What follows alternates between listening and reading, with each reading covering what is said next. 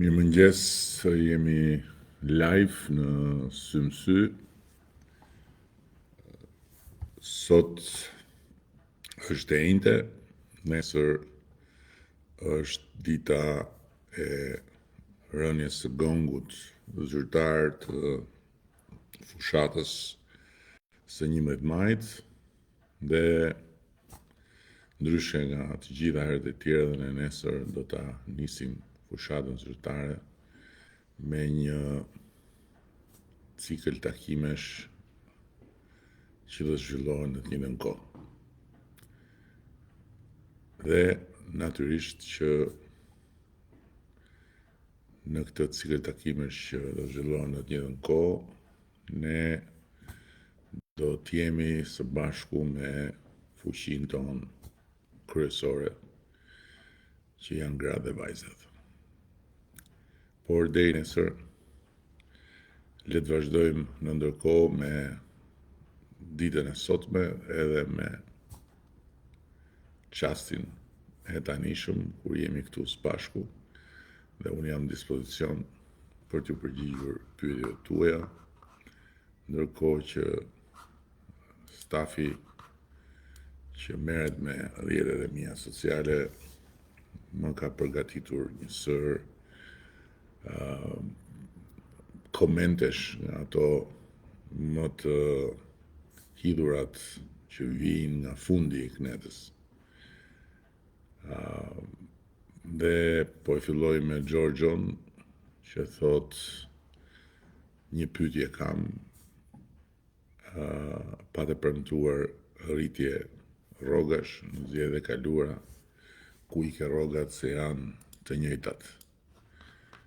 Tani, si përgjigjem unë Gjorgjos kur nëse ka një gjë që është shumë evidente, është pikërisht rritja e vazhdueshme e pagave në Shqipëri, që ka impaktuar fort edhe rritjen e pagave në sektorin privat, ku sot ne kemi një pagë mesatare të kombinuar me sektorit publik dhe sektorit privat 830 euro. Në ndërkohë, dua t'i them Gjorgjos se kur ne morëm detyrën, Gjorgjo, paga mesatare në sektorin publik ishte 372 euro. Ndërkohë që në vitin 2024 u mbyll viti sipas Instatit, jo sipas meje, me një pagë mesatare 1000 euro, Gjorgjo. Ndërsa bazuar në këtë, është shumë e qartë që paga mesatare në Shqipërinë 2030 do të jetë 1250 euro në sektorin publik dhe 1000 euro në sektorin në paga e kombinuar, që do të thotë se jemi në kushtet kur pagën mesatare të përgjithshme e kemi rritur më shumë se sa 2 herë e gjysmë. Okej. Kështu që nuk e di se për çfarë flet kur flet për rrogat, siç quhen ti, ose pagat, siç i them unë. Por jemi pikërisht në këto shifra dhe arsyeja pse ne votojmë masivisht është se kur unë i them gjërat që janë atje në realitet, ka një numër të madh njerëzish që ato gjëra i kanë parasye, i kanë të prekshme. Pra, kur unë them që paga minimale, për shembull, ishte 157 euro, dhe është 400 euro, atëherë ata që e kanë pagën minimale e di shumë mirë se çfarë flas. Apo kur them që ne në qershor do të përcjellim kompanive vendimin që paga minimale do të bëhet 500 euro në janarin e ardhshëm, sepse do një fazë natyrisht ambientimi me një risi për të bërë planet e veta të reja çdo kompani. Njerëzit e din, ata që i marrin këto paga e din. Ky është thelbi i gjës që ka të bëjë pastaj me mbështetjen që ne kemi. Se nëse unë them, për shembull, që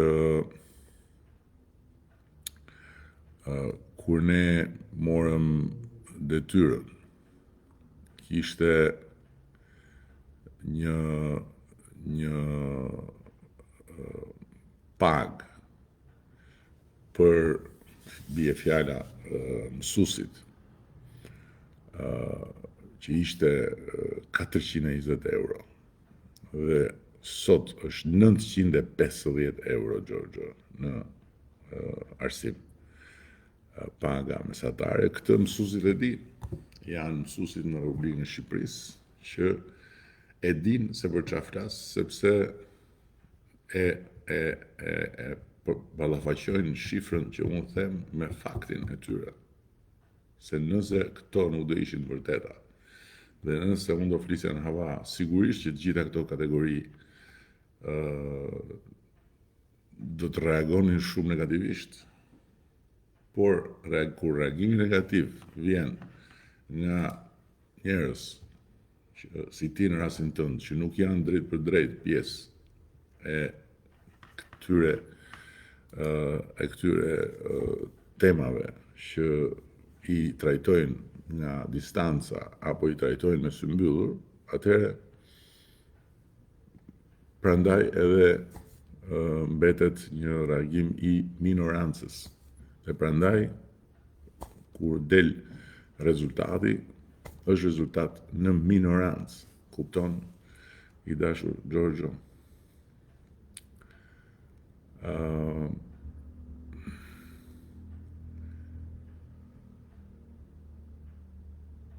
Çfarë ka këtu tjetër? Po, Shqipëria, thot ky zoti Alibaba, merr të keqen për këtë punë, po nejse. Humbet 1 miliard, Europa po mos antarësohet. Këto janë fjalë që quhen sallat fjalësh, se unë nuk kam thënë ndonjëherë një gjë të tillë, unë nuk kam thënë humbet Europa. 1 miliard po mos antarësohet Shqipëria, unë kam thënë fiton Shqipëria 1 miliard e kusur në vit, duke u antarësuar, sepse ajo është shuma që merr një shtet i ri antar që hyn në kategorinë e përfituesve nga Bashkimi Evropian, kur bëhet fjalë për masën që ka Shqipëria, janë gjëra që ne i kemi analizuar duke pasur parasysh mekanizmin e shpërndarjes së financimeve. Ne si popull si kemi parë hajrin miliardave që sjell Europa dhe bota. A thua?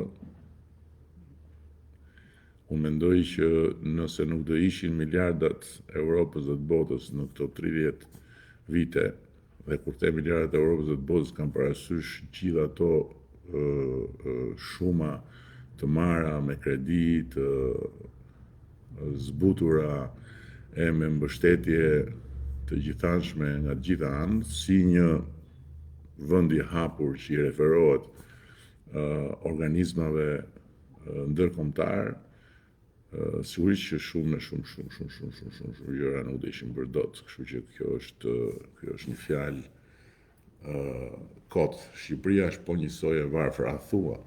Po mirë, si mund të jetë po njësoj e varfër Shqipëria, nëse kur ne morëm detyrën prodhimi i përgjithshëm kombëtar, pra gjithçka që mund të futet në vlerë, kur përllogaritet vlera që prodhon një vend ishte 9.6 miliard euro, ndërsa në 2024 mbyll me thuajse 25 miliardë euro. Tani si është më e varfër Shqipëria?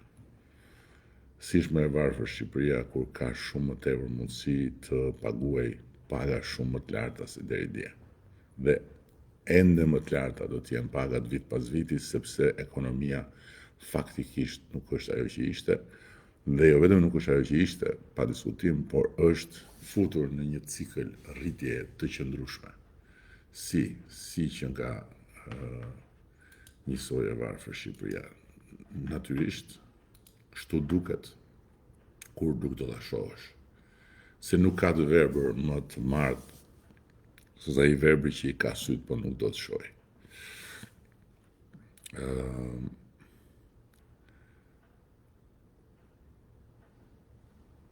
A e ke iden çfarë bëhet në portin e Durrësit apo varja propagandë sa me lidhje sa pa lidhje? Unë në portin e Durrësit isha dhe si duket të ke komentuar dhe kam shumë të qartë iden.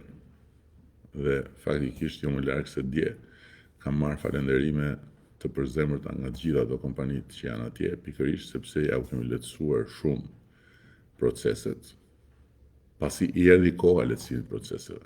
Jo se nuk doni ta bënin më parë, por nuk kishte ardhur koha për të qenë sigurt që proceset mund të lehtësohen dhe mund të funksionojnë jo më me kontrolle 100% për çdo njërin, po me kontrolle me bazë risku.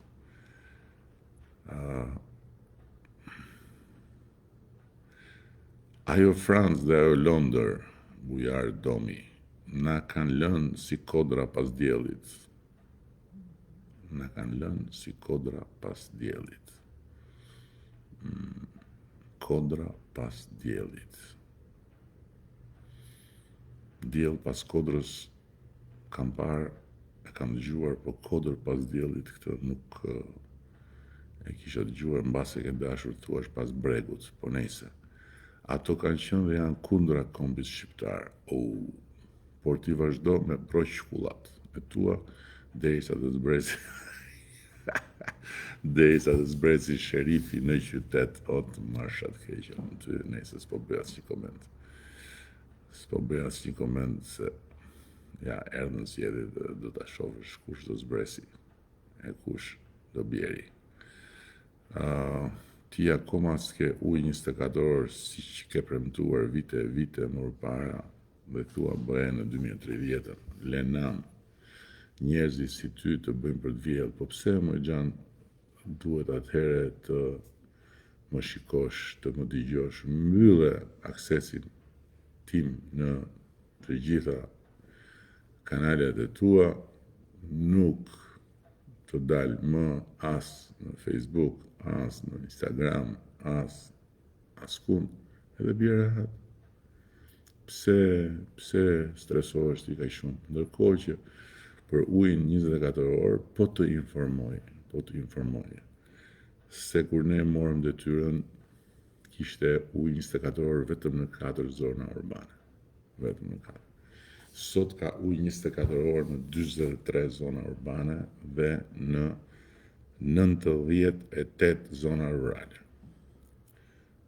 Janë 11 kantiere të hapura dhe do duhet të hapim dhe 5 të tjera gjatë mandatit 4 dhe e përmbyllim këtë transformim historik, sepse Shqipëria nuk është problemi se mbeti pa ujë në një moment caktuar 24 orë. Nuk ka pasur kur 24 orë, as në kohë të komunizmit. Kështu që është dashur një punë kolosale dhe janë dashur financime kolosale që vazhdojnë. Kështu që edhe këtu është ajo që thash më parë. Disa mund të flasin si duan, duke u nisur nga mlefi, duke u nisur nga tifozllëku politik, duke u nisur nga arsye që nuk kanë bëjnë me faktet o me të vërtetën. Mirë po, këto që unë them, i dëgjojnë të gjithë. Dhe nëse nuk do kishte njerëz që kanë 24 orë ujë, dhe janë shumica në Shqipëri, dërmuse madje, që kanë 24 orë ujë sot, atëhere do të revoltoheshin. edhe do të mbanin qëndrim. Dhe ne nuk do merrnim shumicë. Siç do marrim në 11 maj. Shumicën absolute. Përsëri.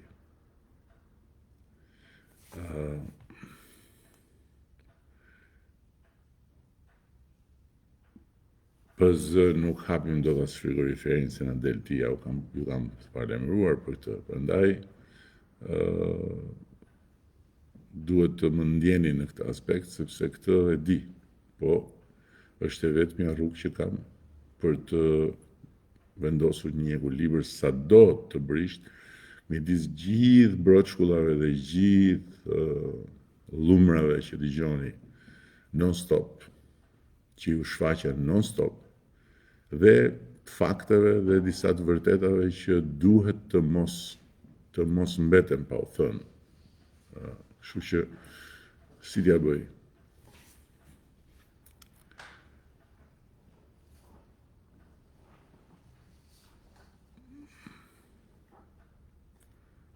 Ju prisni votën, unë pres pensionin në Itali.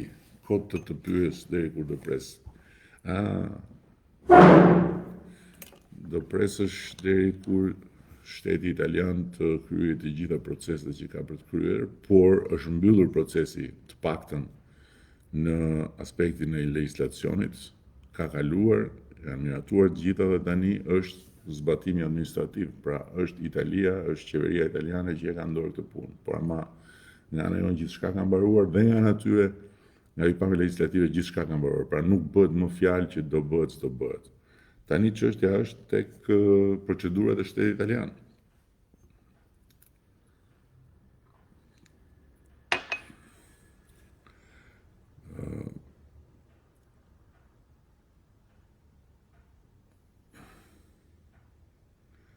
Është marrëzime të votu ty përsëri. Po pse? Ja pse, se sqaron. 12 vite në pushtet largove të rinë nga dheu, po mirë, si është e mundur që vazhdon kjo këngë absurde? Si ka mundësi vazhdon kjo këngë absurde? Përse unë i largova të rinj apo të vjetrit, kur flasim për ata që zgjodhen një rrugë tjetër në këto vite, siç kanë zgjedhur një rrugë tjetër dhe në vitet e pashme. Dhe po të shikosh gjithë trendin e viteve, është një trend historik që e kanë kaluar të gjithë vendet e tjera, kanë përsëritur 1 milion herë. Vodhe dhe plaçkite, jo, me thënë të drejtën, këtu fjalët mbrapsht ty dhe të gjithë atyre që përdorin këto fjalë, sepse nuk kam asnjë lidhje me këto terma, unë personalisht, dhe nuk ka asnjë lidhje me këto terma shumica dërmuese e njerëzve me të cilët unë punoj. Këtë e them me qetësi dhe me siguri. Premtove, nuk realizove. Unë kam realizuar shumë çka kam premtuar dhe deri në fund të realizoj të gjitha ato që kam premtuar. Dhe po deshe ti, mund t'i marrësh edhe një nga një dhe mund t'i shohësh që shumë çka është realizuar dhe çka mbetet për t'u realizuar do të realizohet. Kjo është shumë e thjeshtë dhe arsyeja pse unë jam këtu dhe do të jem përsëri këtu dhe për ca kohë është pikërisht kjo, që të përmbush një mision që kam nisur së bashku me shumicën e shqiptarëve dhe që jemi shumë afër realizimit të atij misioni që është një mision historik epokal i vendosjes flamurit ton kombëtar në oborrin e familjes europiane. Lumë talibanët që do ta shijojnë se në Dursakët u kalbëm për bukën e gojës në emigrim. Po pse? Ktheu, siç po kthehen ata që vendosin kthehen dhe nuk janë të shkënjyer, përkundrazi janë të lehtësuar. Ktheu. Kur e morën pushtetin kërkove tepsin, ikën 4 vite, pastaj kërkove timonin, ikën dhe 4 të tjera. Tani ç'a kërkon? Mos po kërkon Noc Rrokun, atë do e marrësh. Se bufin e argjënd është i bukur, ju jeni buf okej, kuptova. Tani, me që se ja u kam thënë, mos e cysni nocin. Mos e cysni nocin se sa më shumë e cysni, aq më shumë do t'ju dhëmbi 11 maj. Mos e cysni se do dini shumë të trishtuar nga 11 maj. Lëreni procesin të bëjt vetën, ju keni të drejtën të mendoni ashtu siç mendoni, mbrapsht po është drejta juaj. Keni të drejtën të ndroni, keni të drejtën të imagjinoni se në 11 maj do keni popullin me vete, gjë që s'ju ndodh për shumë arsye që janë shumë të thjeshta, fare, po për një arsye shumë të madhe se ju me popullin dhe shumicën e popullit shqiptar nuk keni përputhje në mënyrën se si shikoni gjërat dhe si kuptoni gjërat, sepse populli shqiptar nuk kthehet më mbrapa. Kjo është shumë e thjeshtë. Dhe prisni, duroni 30 ditë. 30 ditë do duroni dhe pastaj do ta shihni se kujt do t'i trokasi noci ke dera, kujt do t'i shfaqet. Edhim Shkëndrijës.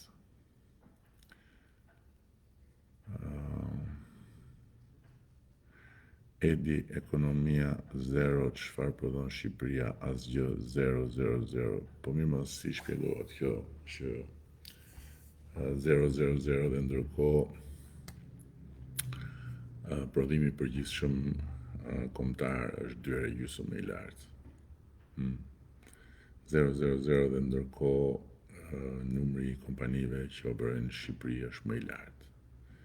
0 dhe ndërkohë volumi i pagave që paguhen në Shqipëri është shumë më i lartë.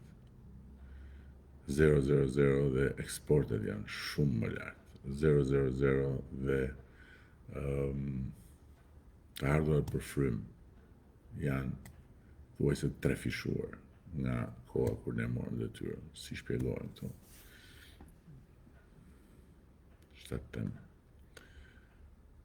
Çfarë të them? Si bëhet? I bëhet që nuk shef ai që ka sy, shef ai që do të shohë.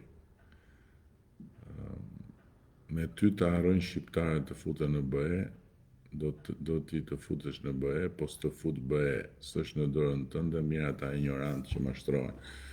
Fjalët mbrapsht i dashur, fjalët mbrapsht sepse nuk mund t'i thuash një populli tërë ignorant. Ndërkohë që Shqipërinë në BE mund ta fus vetëm unë dhe Partia Socialiste, pa diskutim fare. Vetëm ne e fusim Shqipërinë në BE, askush tjetër. Parafitëroni vetëm për 1 sekond bufin e kënetës që ju shfaqet në Bruksel. Edhe ju thot tua të fus Shqipërinë në BE. Vetëm për 1 sekond parafityroni. Ndërkohë që na fut apo s'na fut në BE-ja, pse duhet ta thuash ti apo ta them unë? Thot BE-ja vetë atë.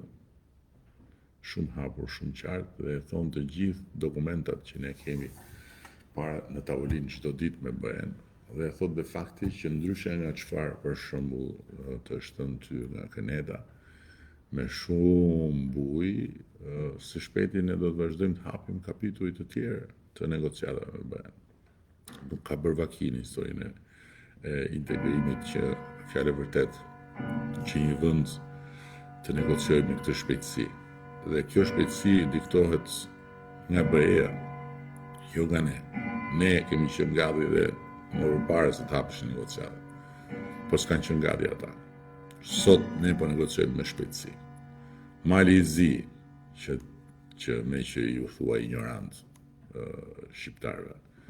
Mësoja, Mali i zi ka qenë 2012 që negocion për të hyrë në Bashkimin Evropian. para sa ne të vinim në qeveri. Dhe sot ne e kemi arritur dhe jemi krah në marrjen e zi, ndërkohë që ne kemi që vjetë që negociojmë, por ama ishim përgatitur shumë fort. Kur ata na thoshin po, jo, ne përgatiteshim, dhe kur javën negociatat ishim shumë më përpara se sa çdo të ishim nëse negociatat do të ishin hapur më përpara. Më kupton? Domethënë nuk e kemi humbur kohë. Tani pse ne kemi një kuadër negociatash që sipas BE-s, se jo sipas nesh, po sipas BE-s, duhet të mbyllet brenda 2027-s. Dhe kemi rënë dakord ta mbyllim brenda 2027-s 3 vjet. 3 vjet nuk ka ndodhur asnjëherë për asnjë vend, sepse sot BE-ja do që të na marrë brenda. Në këtë moment ka hapur derë. Dhe kemi ne tani luksin që të merremi me këto tërli-vërli tona këtu, siç po merrem unë me ty e ti me mua, ndërkohë që dera është hapur dhe është një mundësi historike për të gjithë, se nuk do integrohet qeveria ime në BE, nuk do integrohet Partia Socialiste në BE, nuk do integrohet gjysma e kësaj bisede, nuk do integrohet mund dhe ti të ngelesh jashtë, do integrohemi të dy bashkë, do integrohet populli shqiptar. Dhe do të thotë që të gjitha ato përfitime që vijnë nga ky bashkim me familjen e madhe europiane, duke filluar nga siguria shef çfarë bëhet nëpër botë apo se shef. E ndjek botën në çik apo e ke mendjen ke sherifi. Do të vi sherifi. Do të vi sherifi të shpëtojë ty.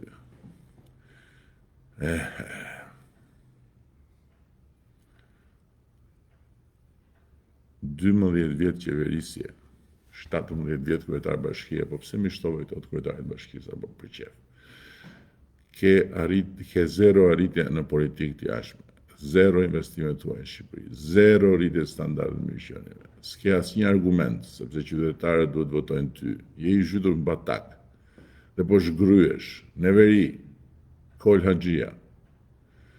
Tani, kanë arsye ose kanë arsye shqiptarët për 30 ditë shqiptarët do flasin vetë, Koli. Ndërkohë që të më thuash 0000, duhet të më shpjegosh pastaj, po mirë si shpjegohet që është rritur prodhimi i përgjithshëm kombëtar nga më pak se 10 miliard euro në thuajse 25 miliard euro. Këtë duhet më shpjegosh. Nëse është 000, nëse është 000, si shpjegohet që Shqipëria vetëm gjatë kësaj periudhe ka drejtuar OSBE-n dhe është ulur në Këshillin e Sigurimit nëse është 000, megjithatë për politikën e jashtme. Nëse është 00, si shpjegohet që për herë të parë e pa imagjinueshme ka ardhur në Shqipëri i gjithë Bashkimi Evropian. Po jo vetëm kaq.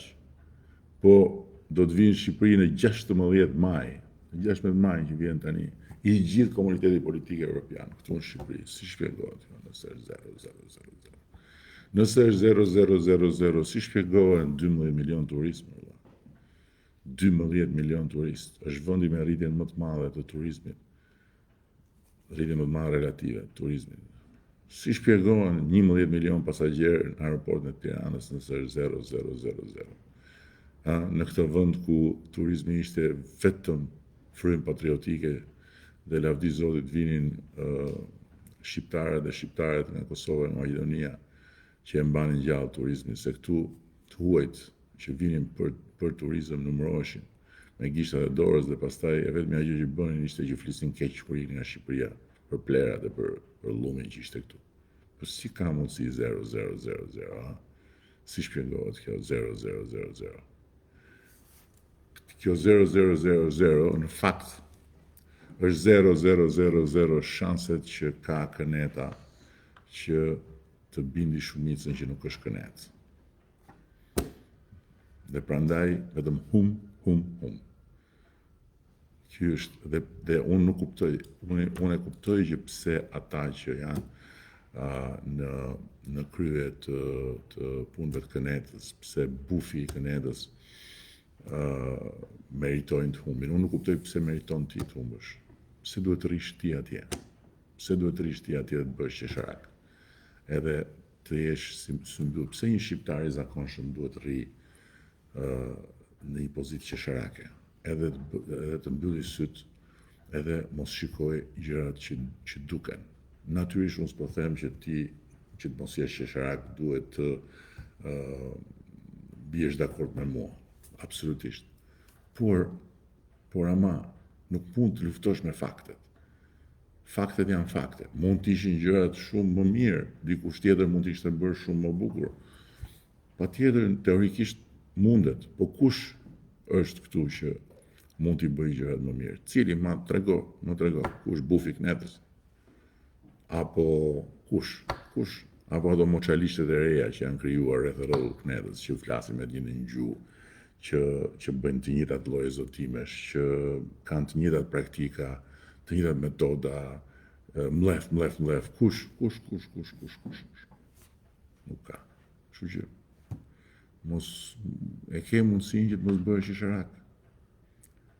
Po përsëri aty dhe argjon kohën me çdo lloj ignoranti që të shkruan broshulla, ka shumë halle, ky vend dhe ju duhet të jeni në krye të vendit. Kjo është pjesë e punës time dhe harrojeni këtë gjë.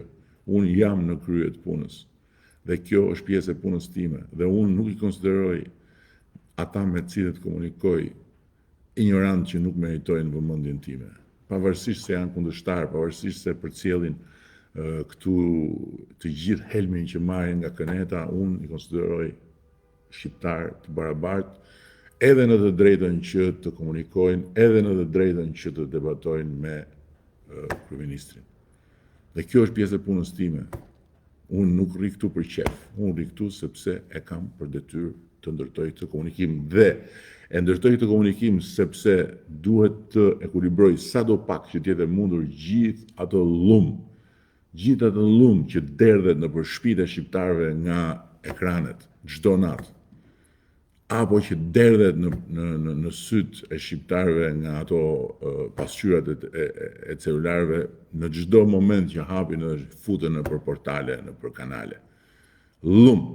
Edhe kjo është arsyeja pse në një përpjekje modeste unë përpiqem të ndaj fakte me njerëzit. Mos vra mendje vetëm ti e ndërtove këtë vend. Jo më këtë vend e ndërtuam dhe po ndërtojmë së bashku me shumë njerëz. Dhe fal aleancave që kemi ndërtuar. Kemi ndërtuar aleancat më të forta që ka pas Shqipëria ndonjëherë. Më të fortat.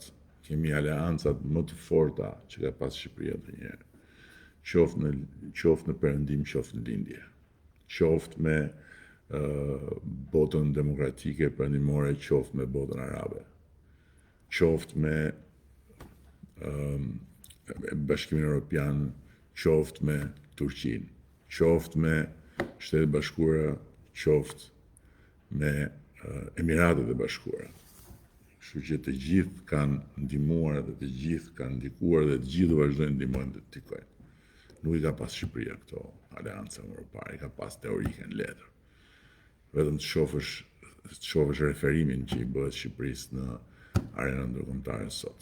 Vetëm të shohësh vizitat që bëhen sa krerë shtetesh kanë ardhur për herë të parë në historinë e Shqipërisë. Ja, mbas një muaji do të vi në vizitën e parë zyrtare, e ka kërkuar të vi përpara samitit kryeministri britanik. Asnjëherë një kryeminist britanik nuk ka ardhur në Shqipëri për vizitë zyrtare. Ka ardhur një herë Tony Blairi për të shkuar në Kukës, kur ishte kriza, por nuk ishte vizitë bilaterale. Është hera e parë që zbret një kryeminist britanik, hera e parë që zbriti një president i Francës për vizitë zyrtare bilaterale. Do të vi përsëri. Dhe ka pasur plot të tjerë që kanë ardhur për herë të parë. Pse, si, nga që ky vend po vdes për bukë, nga që ky vend është 000, nga që ky vend është narko shtet. Po pse, po si mund t'i hani këto herë? Si mund t'i hani këto idiotësira herë? Si ka mundësi? Ore mos votoni kur, mos votoni e mos votofshi për mua dhe për Partinë Socialiste. Po si mund shkoni mbas një të rojituri që i fiket llamba 3 herë në ditë tani më se dhe mosha tepër e thyer bën veten, edhe që vetëm i ka sjellë këtij vendi halle e rrëmuja e turbullira, E që si ka mundësi, unë se kuptoj. Qa kërkoni, nuk e marrë vesh. Nuk e marrë vesh. Doni më mirë, doni më shumë, normal fare. Normal fare. Rrinë më në shtëpi fare, rrinë në shtëpi, dakor, të rrinë në shtëpi, mos dilni fare, hiç. Po të dalësh e të shkosh të hedhësh votën në kënet. Ua.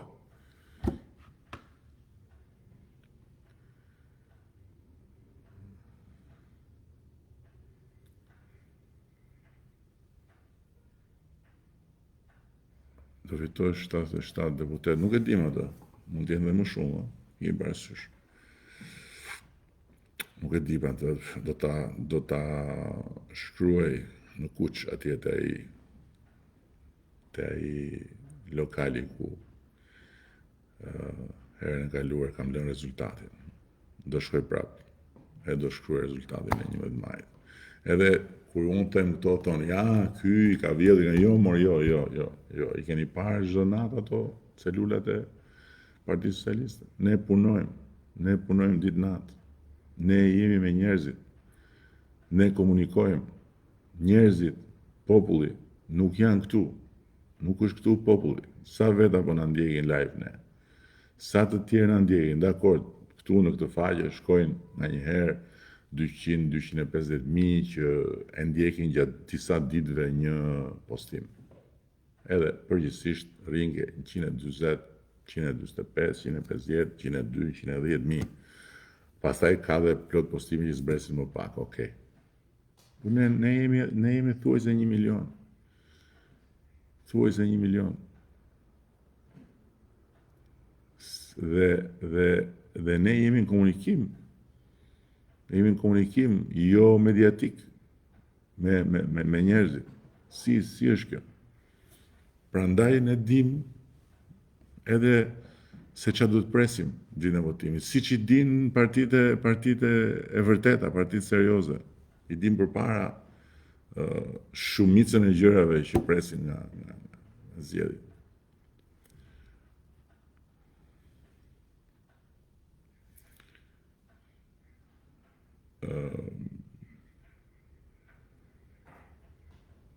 Mundohem të shoh në një a ju ka hjek në ngrada, po, ju ka hjek, aha, ju ka hjek.